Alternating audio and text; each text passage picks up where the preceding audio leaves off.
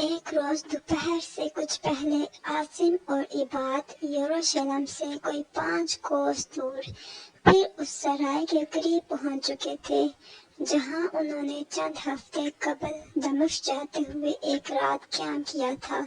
اپنی عمر کے لحاظ سے عاصم ان تندرست اور توانا لوگوں میں سے تھا جو بچوں میں جوان اور جوانوں میں کم سن دکھائی دیتے ہیں، تاہم اس کا خوبصورت چہرہ ان طوفانوں سے آشنا معلوم ہوتا تھا جو ایک نوجوان کو قبل از وقت سنجیدہ بنا دیتے ہیں۔ اپنے لباس سے وہ ایک اعلی نسب عرب معلوم ہوتا تھا اور اس کی سیاہ اور چمکیلی آنکھیں شوخی، ذہانت اور غرور کے علاوہ اس حوصلے اور خود اعتمادی کی آئینہ دار تھیں جو عمر کا ایک حصہ ناہموار اور پرخطر راستوں پر گزارنے کے بعد حاصل ہوتی ہے۔ وہ ترکش کمان اور تلوار سے سجا ایک خوبصورت کمید گھوڑے پر کچھ اس انداز سے بیٹھا تھا کہ اگر اس کے دائیں بائیں مسلح دشمن کی صفیں ہوتی تو بھی اس کی خود اعتمادی میں فرق نہ آتا، یا اگر وہ ایک عرب کی بجائے کسی رومی سپاہی کے لباس میں ہوتا اور اس کے پیچھے ایک غلام کے بجائے سواروں کی فوج ہوتی تو اس کی بے باک نگاہیں اس فوج کی فتح کی ضمانت سمجھی جاتی۔ تاہم اگر یہ نوجوان کسی گزرگاہ پر چند اچھلتے کودتے اور کھلکھلاتے بے فکر لڑکوں کے ساتھ نمودار ہوتا تو تماشائی اس کے سپاہانہ انداز کی بجائے اس کی مسکراہٹیں دیکھنا اور اس کے قہقہے سننا زیادہ پسند کرتے۔ عباد اس کا دراز قامت باری بھرکم غلام جو عمر میں اس سے 10-12 سال بڑا معلوم ہوتا تھا ایک اونٹ پر سوار تھا اور دوسرے اونٹ پر جس کی نکیل عباد کے اونٹ کے دم سے بندھی تھی سامان لاتا تھا۔ سرائے کی 4 دیواری کے باہر سے ایک قلعے کی فضیل معلوم ہوتی تھی۔ عباد اور عاصم دروازے کے سامنے اتر پڑے اور اپنے گھوڑے اور اونٹوں سمیت اندر داخل ہوئے۔ سرائے کی 2 منزلہ عمارت زیادہ بڑی نہیں تھی لیکن صحن خاصا کشادہ تھا۔ برآمدے کے آگے لکڑی کے ستونوں پر کھجور کے تنوں اور پتوں کی چھت کے نیچے عام مسافروں کے لیے ایک طرف چٹائیاں بچھی تھیں اور دوسری طرف چند پوشیدہ میز اور تختے پڑے تھے۔ باقی صحن میں جگہ جگہ انجیر اور زیتون کے درخت تھے۔ بائیں ہاتھ کی دیوار کے ساتھ ایک طویل چھپر اسپتال کا کام دیتا تھا جس کے اندر چند گھوڑے اور باہر چند اونٹ بندھے ہوئے تھے اور قریب ہی چند مسافر درختوں کے چھاؤں میں سستا رہے تھے۔ 4 یہودی ایک میز کے گرد بیٹھے جوا کھیل رہے تھے۔ ان سے تھوڑی دور ایک قوی ہیکل شامی جو اپنی قیمتی قبا اور عمامے سے کسی قبیلے کا رئیس معلوم ہوتا تھا شراب پی رہا تھا، اور ایک حبشی غلام ادب سے سر جھکائے اس کے قریب کھڑا تھا۔ شامی خنجر اور تلوار سے مسلح تھا اور شراب کے اثر سے اس کے چہرے کی حشویت درندگی میں تبدیل ہو رہی تھی۔ تیسری میز پر قبرص کے 2 عیسائی جو یروشلم کی زیارت کو آئے تھے کھانا کھا رہے تھے، اور سرائے کا مالک ایک شگفتہ مزاج مصری جس کا نام فرمس تھا ان سے باتیں کر رہا تھا جب عاصم اور عباد اپنے گھوڑے اور اونٹوں کو درختوں سے باندھ رہے تھے۔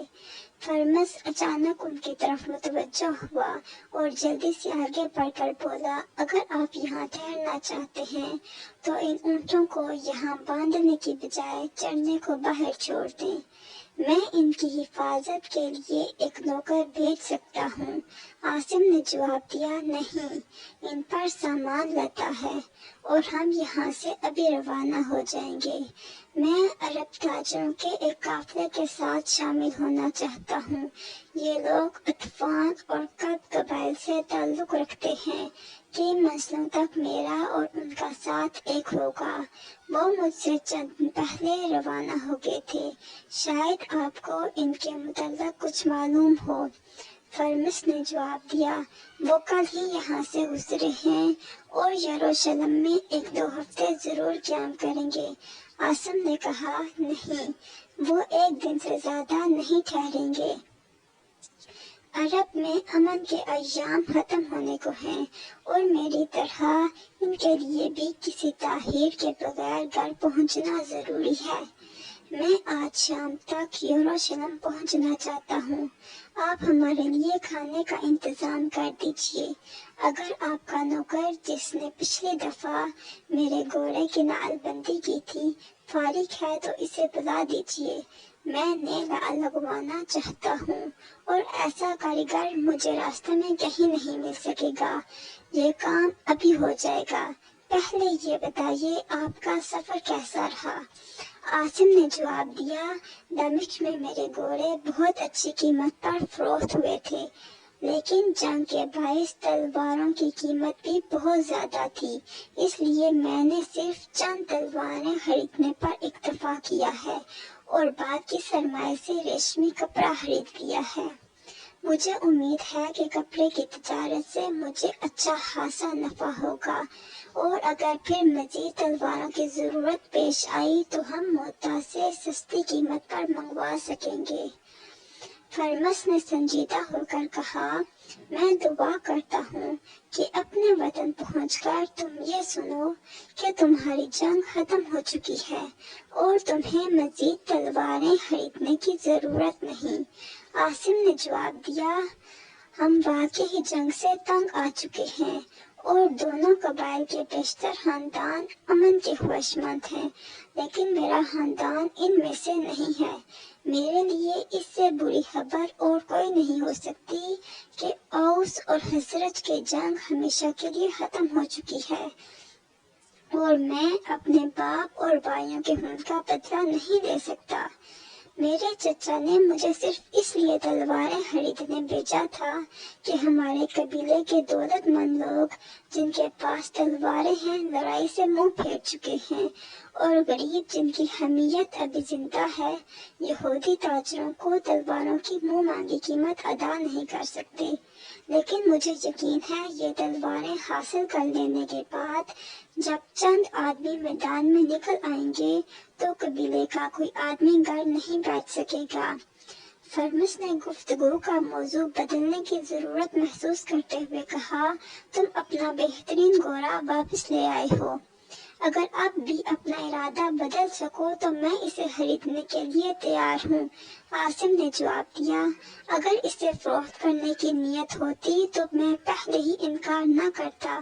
آپ کی طرح دمشق میں بھی کئی خریدار اس کی منہ مانگی قیمت ادا کرنے کے لیے تیار تھے، لیکن یہ میرا بہترین دوست ہے۔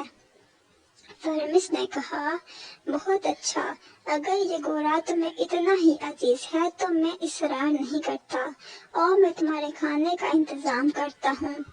عاصم فرمس کے ساتھ چل دیا، لیکن چند قدم چلنے کے بعد اس نے اپنے ساتھی کی طرف دیکھا اور کہا، آؤ عباد۔ عباد اپنے نوجوان آقا کے ساتھ خاصا بے تکلف تھا، لیکن دوسروں کی موجودگی میں اسے غلام کی حدود سے تجاوز کرنا پسند نہیں تھا۔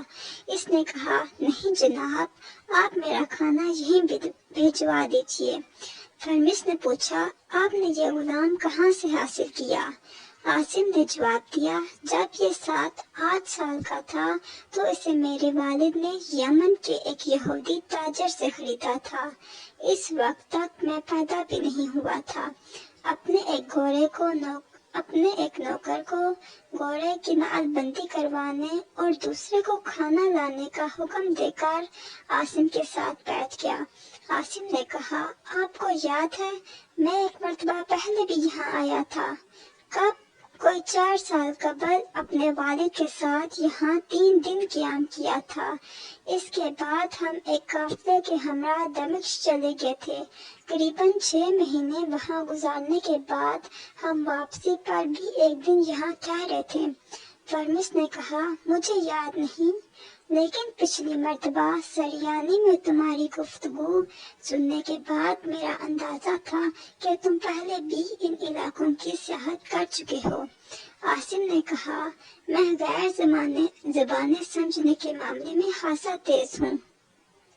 चुनाचा दमिश्क में 6 महीने बाद रूमियों से मेल जोल के बाइस मैंने इनकी ज़बान में शुद्ध बुद्ध पैदा कर ली थी। दूसरी मेज पर जुआ खेलने वाले यहूदियों में से एक आदमी उठा और इसने आगे बढ़कर आसिम से कहा, नौजवान, हमारे साथ किस्मत आजमाई नहीं करोगे? नहीं, मैंने घर से रवाना होते वक्त कसम खाई थी कि अपना अहद पूरा करने से पहले जुआ खेलूंगा, न शराब को हाथ लगाऊंगा। तो फिर तुम अरब नहीं हो सकते। आसिम ने कहा, अगर तुम्हें इसरार है तो मैं तुम्हारे साथ जुआ खेले बगैर भी अपने अरब होने का सबूत दे सकता हूँ। यहूदी ने आसिम से उलझने की जरूरत महसूस न की और कुछ कहे बगैर अपने साथियों की तरफ चल दिया। अचानक शामी रईस, जो शराब की सराही खाली कर चुका था, अपनी जगह से उठा और यहूदियों के पास जाके बोला, मैं तुम्हारे साथ किस्मत आजमाई को तैयार हूँ। यहूदी परेशान होकर इस दो कामत इंसान को देखने लगे। बलाखिर उनमें से एक ने कदर जुर्रत का मुजाहरा करते हुए कहा, नहीं जनाब, हम गरीब यहूदी एक मुअज़्ज़ज़ शामी के साथ बाजी लगाने की जिसारत नहीं कर सकते। शामी ने उसकी गर्दन दबोच कर कुर्सी से नीचे फेंक दिया और गरजती हुई आवाज में कहा, अगर तुम यहूदी हो तो तुम्हें हमारे बराबर बैठने की जिसारत कैसे हुई? दूसरे यहूदी ने कहा, जनाब, ये एक सराय है और आपको यहाँ हमारे साथ ज्यादती नहीं करनी चाहिए। मैं तुम्हारी खाल उतार दूंगा। शामी ने ये कहकर इसके मुंह पर थप्पड़ रसीद किया और वो अपने साथी की तरह कुर्सी से गिर पड़ा। बाकी दो भागकर चंद कदम के फासले पर खड़े हुए और शामी ने नशे की हालत में फहश गालियां बकना शुरू कर दी। ये कौन है? आसिम ने दबी जुबान में फरमस से सवाल किया। ये एक शामी कबीले का रईस है। ये मेरी बदकिस्मती थी कि मैंने इसे अपने सराय में ठहरा दिया। ये सुबह से शराब की 2 सराहियां खाली कर चुका है और वो मुसाफिर जो सहबान से दूर बैठे हैं कई बार इसकी गालियां सुन चुके हैं। अगर ये पड़ोस के एक होनहार कबीले का रईस न होता तो ये मुसाफिर इसकी बोटियां नोच डालते। मैंने अपना एक आदमी यरूशलेम भेज दिया है। वहाँ एक रूमी अफसर मेरा दोस्त है।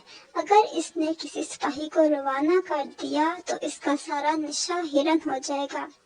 शामी रईस ने गिरे हुए यहूदियों को चंद लातें रसद करने के बाद वापस आकर खाली सराही उठाई, इसे प्याले में उलट कर देखा और फिर फरमस की तरफ मुतवज्जो होकर चलाया। क्या देख रहे हो? ये सराही खाली हो चुकी है। फरमिस ने सहमी हुई आवाज में कहा, जनाब, आप बहुत पी चुके हैं। शामी ने गरज कर कहा, क्या बकते हो? जनाब, मैं ये कह रहा हूँ कि शराब खत्म हो चुकी है। तुम झूठ बोलते हो। मैं तुम्हारे सराय और तुम्हारे घर की तलाशी लेना चाहता हूँ। शामी बरामदे की तरफ बढ़ा।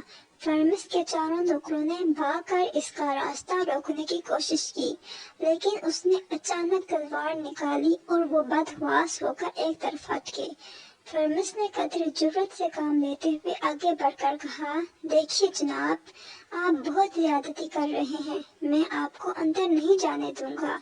शामी ने अचानक अपनी तलवार सीधी कर ली और फरमिस सरासमगी की हालत में उल्टे पांव पीछे हटा। बरामदे के स्तून से जा लगा। शामी, जिसकी तलवार की नोक इसके सीने से लगी थी, कह लगा रहा था।